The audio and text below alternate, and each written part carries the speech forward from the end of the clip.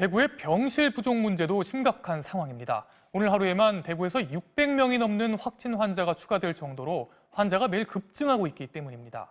방역당국은 일단 중증 환자부터 찾아내서 입원을 시키고 환자의 80%를 차지하는 경증 환자는 다른 시설에서 관리하는 방안을 검토하고 있습니다. 이덕영 기자가 보도합니다.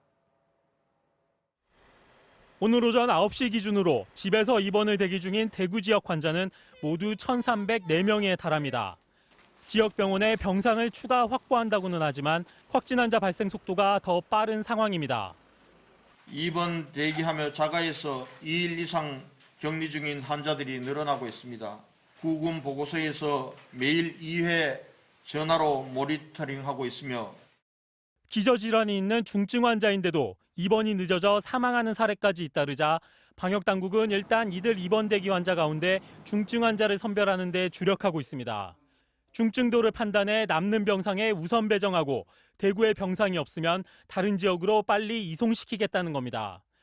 대구시 의사회의 의사분들이 현장에서 이 중증도에 대한 판단을 하고 있습니다.